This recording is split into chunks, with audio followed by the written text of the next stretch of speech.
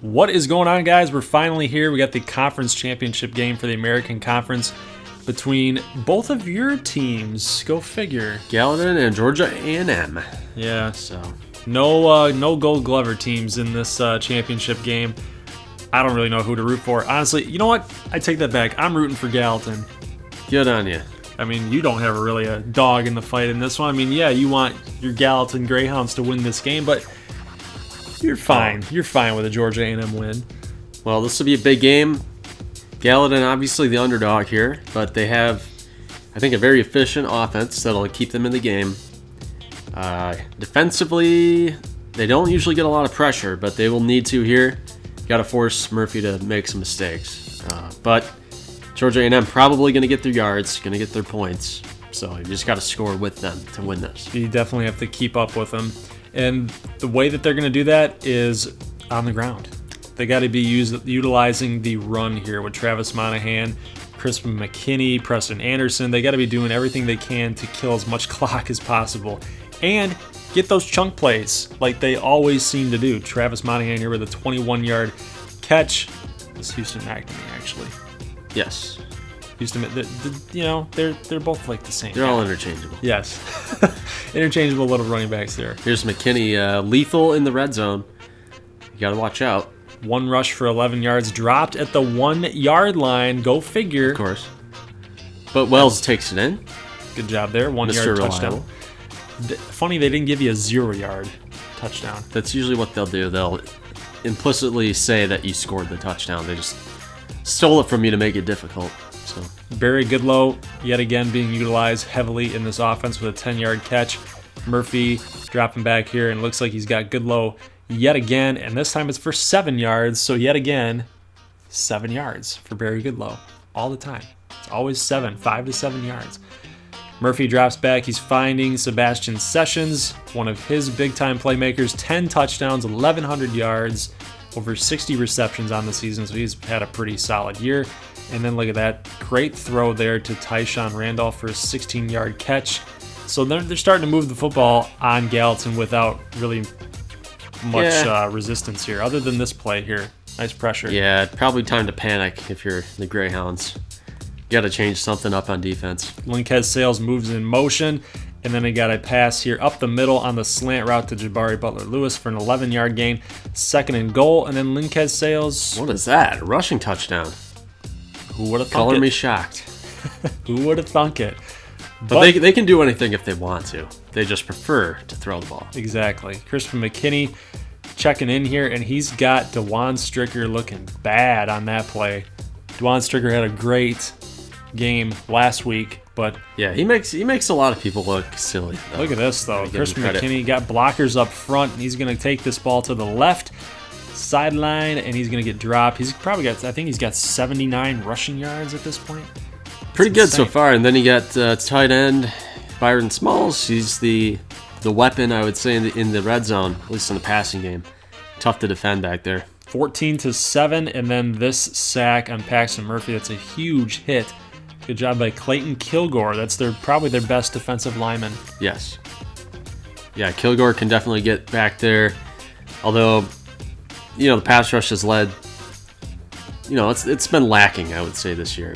It hasn't. I haven't seen a whole lot of sacks on Gallatin's part, but they're going to get the football back here after the defense holds. Corey Summers rolling out to the right, and he finds Houston McNamee for a 20-yard touchdown. That's probably Houston McNamee's that's his thing. There's McKinney right there. Oh my gosh, Crispin looking crispy with a 23-yard rush to the left. Look at that. He wasn't even looking downfield. He doesn't need to. A little hurry up here.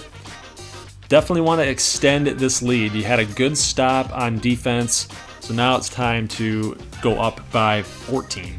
That's the big thing right here. Chris McKinney rolling out yet again. He's got a couple open receivers, but he just decides to run it anyway. 4-yard rush. Keep it safe. 2nd and 6. Don't screw up over here.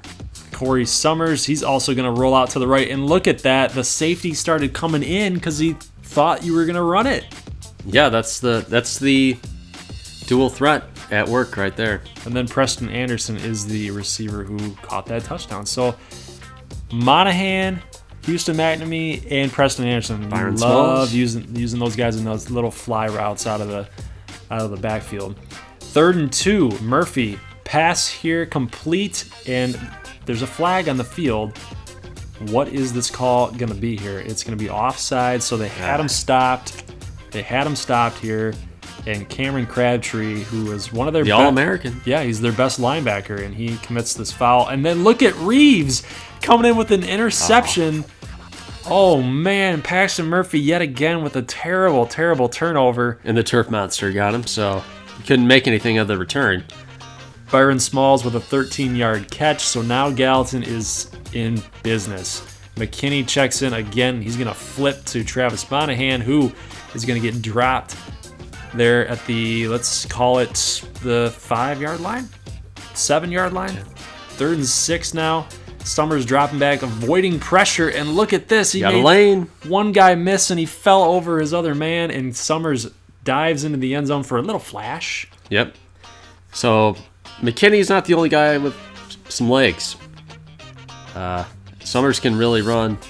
You got to watch out for it. Look at that. Got loose. That's so derpy on Georgia A&M's part. How does no one cover It's all that? the same. 28-7 now. They're up 21. And then look at Dorsey. Ferdinand Dorsey with the interception. play. And he's going to, I thought he was going to die, but he hurdles into the end zone. It's going to be 35-7. He read this out route perfectly. For once.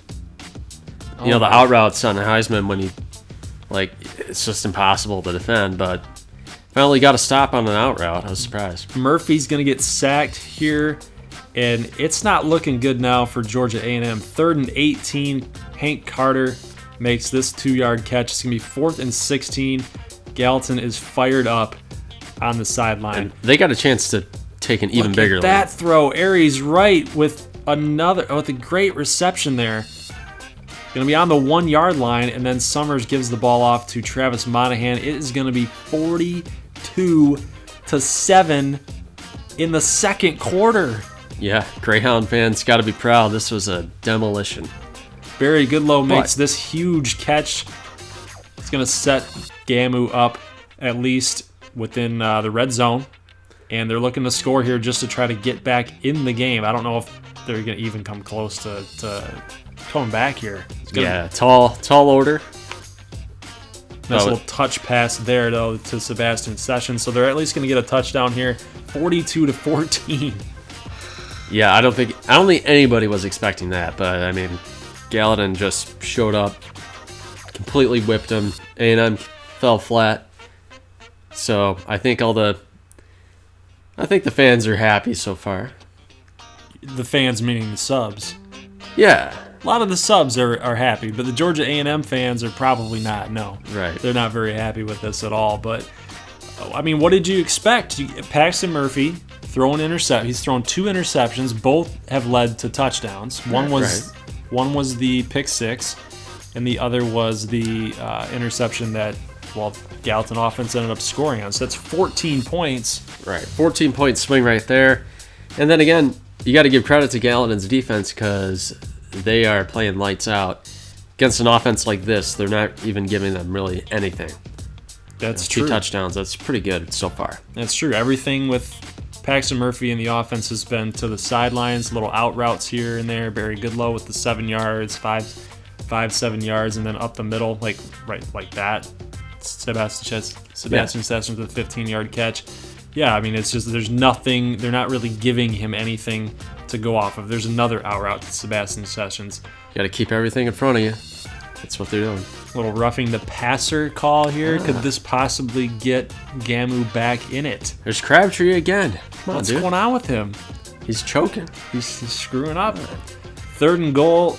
Murphy dropping back. He's got nobody, it seems like, because Lamar Moore makes this catch in the flare route, but he steps out of bounds on accident here. 4th and goal. They're going to settle for a field goal. I don't know if I would have made that call. Well, yeah, I mean, they're still down plenty of scores here, so I guess they're still trying to stay in the game. Well, down 25. Right. So, I don't know. Interesting call. 42-17. Going Good catch there by Keyshawn Sharp, 4 yards. Gonna be 4th and 3, so they finally have to kick the football. And it's gonna be no good. It's gonna be hit the bottom corner of the end zone. Right in that little corner. Upright. That's pretty comical, actually. Paxton Murphy gets this ball complete. Gonna have to punt the football away yet again. Oh, yeah, right. Incomplete pass there. 1st and 10 for Summers. He gets hit as he throws. Aries right with an 11-yard catch. And they're in the red zone yet again. Monahan. Look at Monahan go. Yep, running game's going. Look at that little juke. He's got some moves.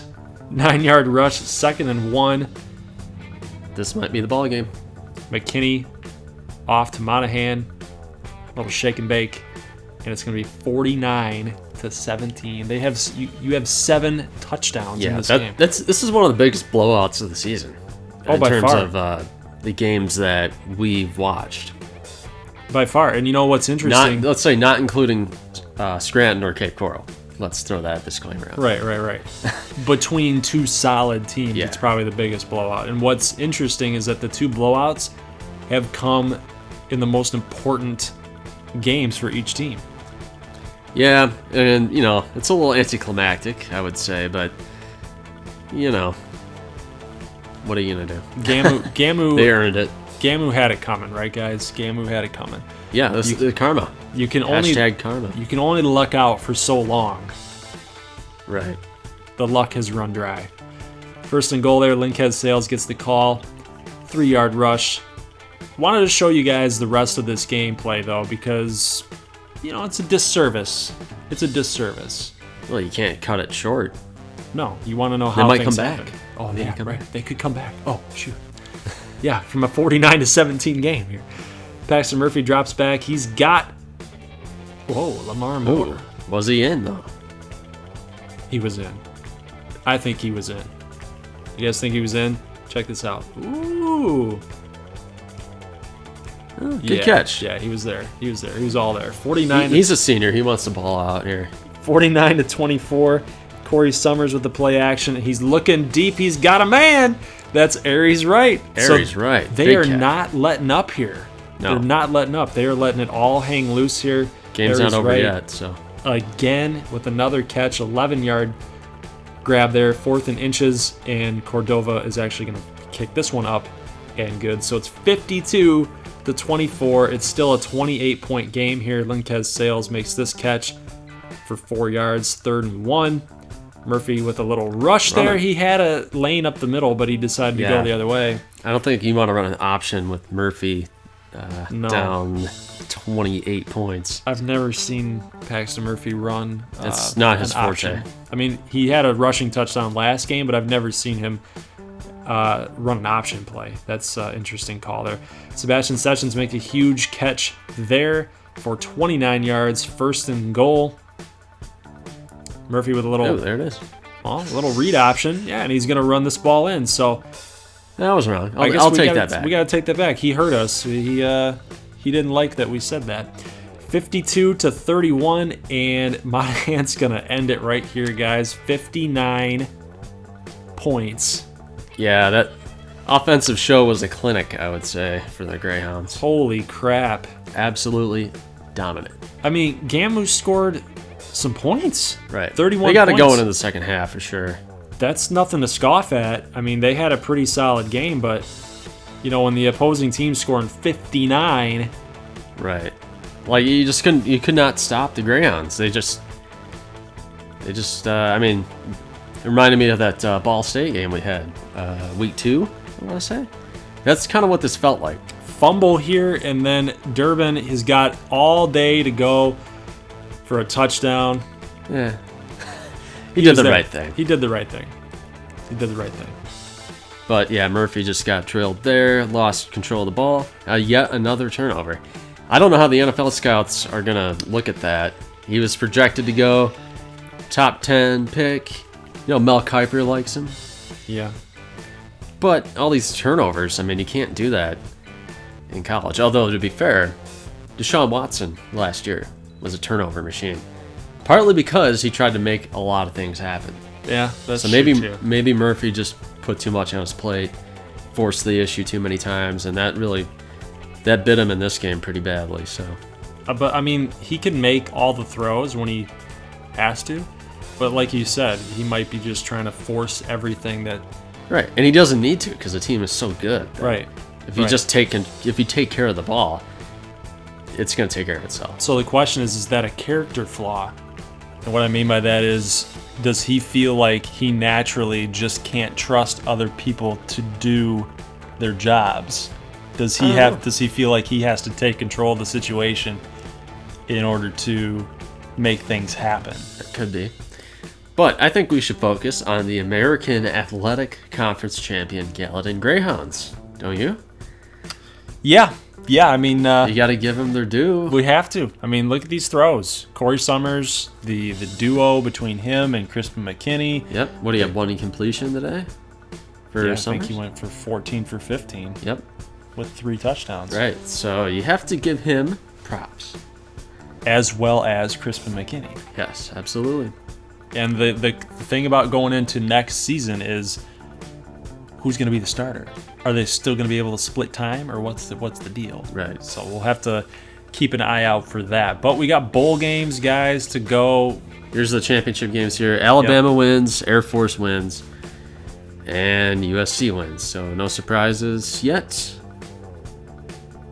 Miami wins 33-10 in a blowout. So we might get Gallatin, Miami in the orange. We will see that in a minute.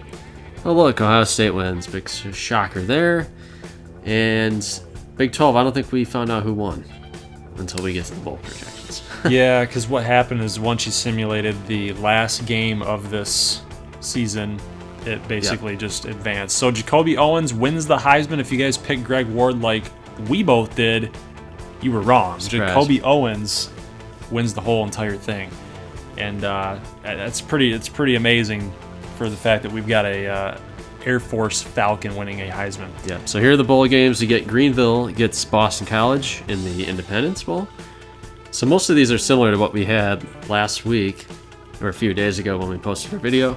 Kentucky Tech plays Mississippi State in the BBVA Compass Bowl in Birmingham, Alabama. So pretty interesting matchups so far for sure. You get some mid-level BCS conference teams, so pretty good, pretty even matchups overall. Ooh, that's a good one. I like that one. Fort Lauderdale gets Kansas State in the St. Petersburg Bowl, or the Beef O'Brady's Bowl, St. Petersburg, however they call that. Beef O'Brady's Bowl, St. Petersburg. I think they dropped their sponsorship. I don't know what they call that now. Well, it's because it was confusing. Right. Why couldn't they just say St. Petersburg Beef O'Brady's Bowl? Yep. And here we get Georgia A&M, losers in the American Championship game. They get paired up with Virginia Tech, who did beat Carolina Atlantic earlier, and they lost to Greenville. So this will be the third time that they faced one of our teams. So we'll see if the Hokies are sick of us yet. Hopefully Paxton Murphy turns it around, improves his draft stock going forward. And the UT Clarksville Scarlet Bantams draw the Minnesota Golden Gophers. So we got some colored animals in this matchup here. Heart of Dallas Bowl. Scarlet Bantams and Golden Gophers. Yep. Not the prettiest matchup on the field, but maybe not. It's a pretty good one. This one is pretty cool. I like this matchup. Carolina Atlantic Drakes against the Colorado Buffaloes. The 8-4 Drakes against 6-5 Buffaloes. You would think that Carolina Atlantic could handle them pretty easily. Yep. And you see with this conference, I mean, the American, let's talk about this one here. My God. This was a surprise because they had you scheduled to play Tulsa. And now we get a rematch between Daytona State and Marshall. Oh my God. So if you remember how that game went, that was a weird game. It was a pretty weird game, but we took care of business. But the idea that we have to play in a rematch in a bowl game that is really early on in the bowl season. Yeah, rematches and bowl games are terrible. It's pretty sucky. Okay, in here, this is the biggest game for the American, the biggest statement game that we have. Number 24, Gallatin, 11-2, plays the 12-1, number 3 team in the country, ACC champion, Miami Hurricanes, with no turnover chain. They don't have that yet. They don't know that exists yet. No. So hopefully Gallatin takes care of the football against this team. So, That's our biggest game by far, and it's being played on home turf for the Canes. So, well, Gallatin doesn't really lose, so you don't really lose a whole lot, but we'll see what happens. Yep. Antoine Claiborne obviously wins the wide receiver of the year award. Gets the Bolitnikoff, no doubt about that. And that was Cameron Crabtree got the best linebacker award. And here's just a look at the other awards around the country. Maxwell. Again, I forgot the difference. Maxwell, Walter Camp. I think Maxwell is it's the best college football player. Walter Camp, I think, offensive MVP. Davey O'Brien as quarterback. So, Bednarik, Crabtree came in second. That's for the top defensive player. McGrew and Houston, attaboy. Yep. So, we're getting some love in the awards season. Guys are getting in the mix. We kind of just ran through these things really quick for you guys just to kind of see what was going on with the rest of the league. And Darius Phillips is a good player. So, yep. Western Michigan. Baxter Murphy for the Davey O'Brien came in third, even with all the picks. And that's pretty funny because he was getting some hate in the comments. Sweet. John Michael Schultz getting some votes for the Davey O'Brien. Doak Walker, again, nobody in our conference can run the ball except for Tayshaun Rivers, and he missed a couple of games with an injury, so nowhere to be found there. Look at Antoine Claiborne, guys. 118 receptions for 1,800 yards. Yeah. Now look at these comparisons. Nobody's even close. Right. Some guys barely cracked 1,000 yards. Nobody cracked 100 receptions. So if Claiborne can get 190 yards receiving in the bowl game, he will have finished with 2,000 yards. Pretty good. That's insane. So Outland for offensive line, not getting a lot of love there. You got a couple centers here with Bowie and Narang. Both seniors, both leaving to play in the NFL. So you got Lombardi for defensive line, Kason and Pierre Akers getting some votes there. Cameron Crabtree and McGrew were in the mix for linebackers as well as Kyrie Houston. Crabtree winning it. Roy Woodson in the mix there, defensive back. Garza barely lost out to Andy Phillips, who was himself a very good kicker, so no shame in that. Yeah, well, he's a freshman too, so he's got a lot of years left to go. Yeah, he'll win one of these, I'm sure. Only 2 missed field goals for Garza. And punter, nobody in our conference punts. They throw interceptions or they score touchdowns. So Vernon Callahan, one of the best returners, so obviously helped Daytona State get into some good field position to start their drives. Yeah, and this is the first team All-American team here. We got Antoine Claiborne. Yeah. No doubt at wide receiver. Colt Kreitzer getting some love at guard for the offensive line. Those are, and then we got 4 players on the All-NCAA first team. Yep, Crabtree and then Avon Chambers, a freshman, getting some recognition there. There's 5, 6. So Woodson and Gunderson. You guys saw a lot of Roy Woodson and J.D. Gunderson. Yep, Gunderson made a lot of plays for us this year. And, this is our second team here. Got some guys down the list. Jamie McGrew. Making another appearance. Lee Rios. Rios and Cherry at safety for the Peach Panthers. Rios made a lot of tackles. Cherry made a lot of interceptions. Right. I felt like. All freshman team, Leon Roberson and Sebastian Sessions. So I did not realize that Sessions was a freshman. Yeah, he's going to be there a while. He's going to be a terror. Stud. You get Clayton Kilgore on the defensive line. He was really good for us this year. He's a stud as well. Travis Cruz, mainstay at linebacker. Avon Chambers again, making the cornerback list. And we have Garza kicker. So conference has a pretty bright future, I'd say. Yep, pretty solid. Pretty solid all around. Let's go to the All-American right. Conference. Yeah, we're looking at Murphy, Rivers. Let's look at Rivers' stats here. Like we said, I think I'm sure he missed a couple of games there. That's why his stats are not quite as large. They don't run the ball a whole lot either, but Monahan making the list with Sessions, Claiborne, receiver. That'd be Studley. Yep. Byron Smalls getting first team tight end. Love there. You see some Fort Lauderdale players, a strong offensive line with that group. Georgia A&M as well, strong offensive line. Defensive line, you get Reyes, Kason, Cortez Babcock at tackle. DeJuan Stricker, no surprise. A.J. Tidwell getting some love at linebacker. Cameron Crabtree again. Dangerfield, again, no surprise. Ferdinand Dorsey gets first-team cornerback. So I think he overperformed a little bit this year. Yep, you got Woodson and Gunderson. And then no doubt about 10 punts. Good job. Good job, buddy. Good job. Way to pitch in. Fernandez is the second-team quarterback. Julio Brown at running back in Worthington. Surprise. So, yeah. He wasn't totally effective. He did his job. Look at Nichols there at tight end. What do you have to say about Nichols? If you don't drop that freaking pass in the end zone against Fort Lauderdale, it's a W, man. Yep. Second team All-American. So Fort Lauderdale's going to lose some players here. Look at White was one of the sack leaders in the country. Ohio Western's going to miss him next year. Only rep for Ohio Western on this on these two teams here. Reynolds Sims, you're looking at Jeremiah Birch at corner. Then Rios and Cherry again. Cordova at kicker, played pretty well. Didn't miss a lot of field goals. 16 of 18. It's pretty solid. Yep. And then Nicholas Reyes, punter. Sneed there at kick return. So we're looking at some bowl games here. Yeah, and what I want you guys to do for these bowl games, it's kind of like when you play on ESPN for college bowl pick'em. Instead of picking the entire slate of all these college games, what we want you guys to do is pick the winners of our team's bowl games. So, like, for instance, who do you think is going to win? Kansas State or Fort Lauderdale? Marshall or Daytona State?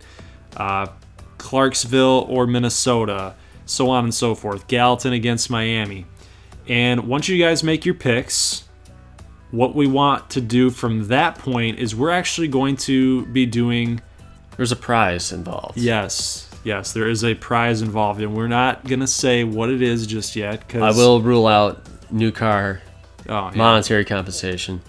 It's a prize. It's how would you describe it?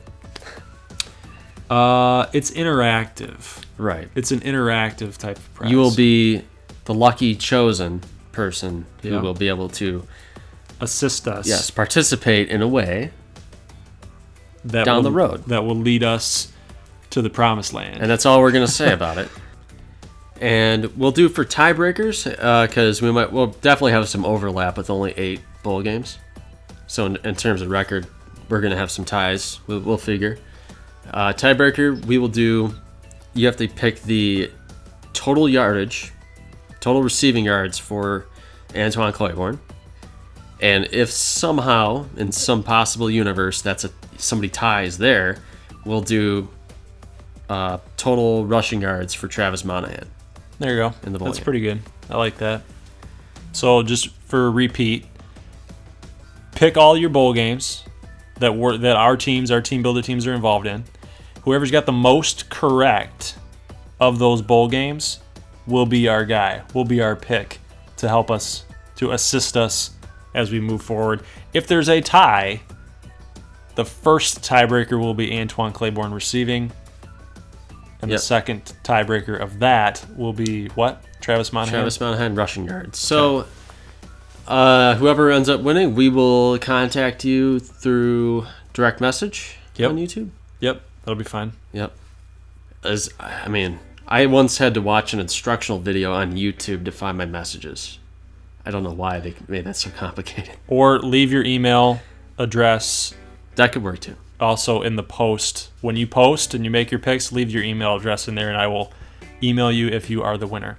So guys, that is it for this week. Congratulations to Gallatin and the Greyhounds for their big win for a conference championship and an appearance in the Orange Bowl.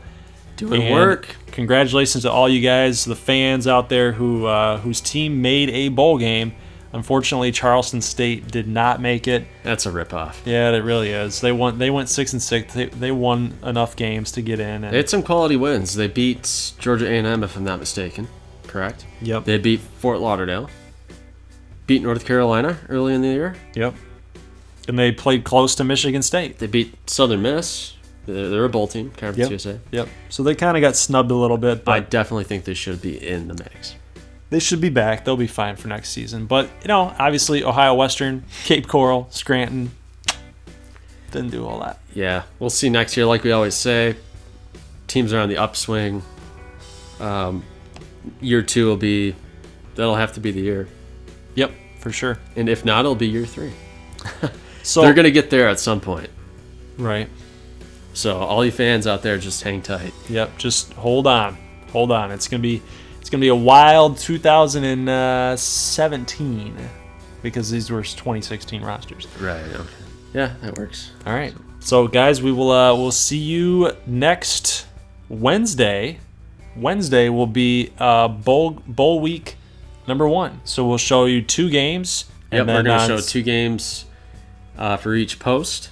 Yep, and then on Saturday we'll have another 2, and then on Wednesday we'll have another 2. So we'll keep going with that route, and then we'll keep you guys updated on who's winning so far between all you subs. So, like I said, guys, leave your comments below, and we will see you next Wednesday with Bowl Week number 1. So, guys, leave a like if you like it, and if you're new to this channel and you love it, and you want more of it, you know what to do. Hit that logo or my red subscribe button. Yes. You know what? It's funny. I always do that correct, and then this time I screwed it up. That's why I'm here. It's because you're here. All right, guys. I'll see you in the next time. Peace.